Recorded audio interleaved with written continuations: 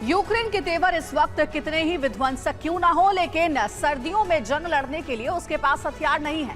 हालांकि Germany leopard tank की खेप दे रहा है, जबकि बाकी नाटो देश हथियार देने से पीछे हट रहे हैं। दूसरी ओर यूक्रेन को नाटो की सदस्यता मिलने का मामला भी अटकता जा रहा है, यानी यूक्रेन नाटो की धोखेबाजी का शिकार हो सकता है।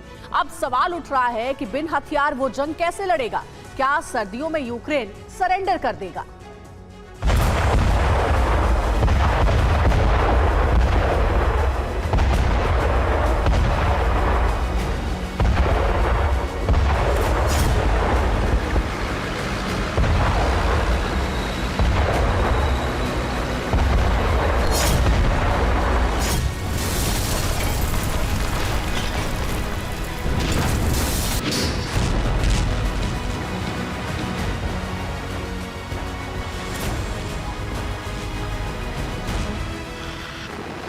रूस में ताबड़तोड़ अटैक और ज़ेलेंस्की का यह कहना कि वो नाटो के बिना भी जंग लड़ते रहेंगे, इन दोनों बातों का इशारा साफ है।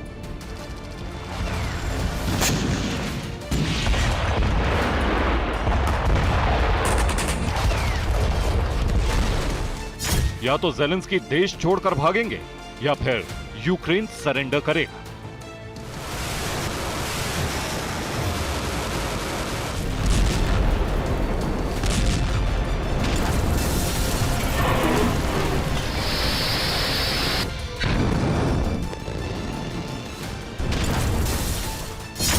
क्योंकि यूक्रेन के पास जंग लड़ने के लिए हथियार बचे नहीं हैं। नाटो के कई देश हथियार देने से पीछे हट रहे हैं। यूक्रेन को नाटो का सदस्य बनाए जाने पर भी कोई चर्चा नहीं, यानी धीरे धीरे नाटो यूक्रेन से पीछे हट रहा है। हंगरी के प्राइम मिनिस्टर विक्टर ऑर्बन ने मोहर लगा दी। एक इंटरव्यू में विक्टर ने कह दिया कि यूक्रेन का नाटो में शामिल होने का कोई चांस ही नहीं। हमें रूस के साथ इस समझौते पर पहुंचना चाहिए जिससे यूक्रेन की सुरक्षा और संप्रभुता निश्चित की जा सके, लेकिन इसकी कीमत क्रीमिया और नाटो की सदस्यता ना हो। यानी ज़ेलेंस्की की उम्मीद टूटती दिख रही। वो सोचकर बैठे थे कि नाटो के सदस्य बनने के बाद यूक्रेन को डिफेंस शील्ड मिल जाएगी, लेकिन अब हालात बदल गए। इस बीच सर्दियां भी आने वाली हैं, यानी यूक्रेन बुरी तरह घिर चुका है। ये पूरी तरह से साफ है कि हथियार नहीं देने के फैसले पूरी तरह से भ्रष्ट हैं। हम कानूनी प्रक्रिया के तहत उन फैसलों का जवाब देने जा रहे हैं।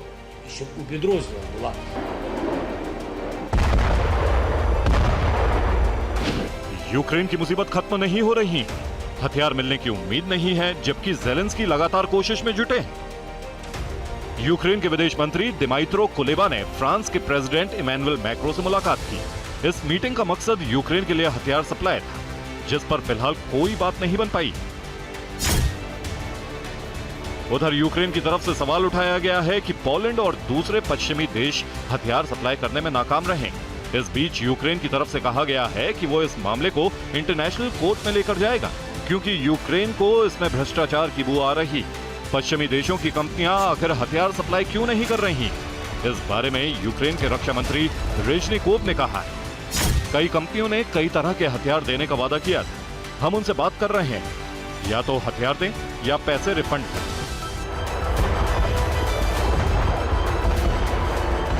हालांकि जर्मनी लेपर्ड टैंक की खेप देने को तैयार हो चुका है, लेकिन वो कब तक आएगी इस बारे में कुछ नहीं कहा जा सकता। जबकि यूरोपीय यूनियन की तरफ से कहा जा रहा है कि वो यूक्रेन के 40,000 लोगों को मिलिट्री ट्रेनिंग देगी।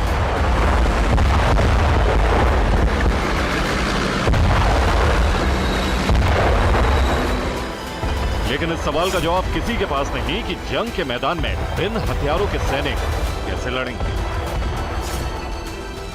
Bureau report, TV9 Bharatvarsh.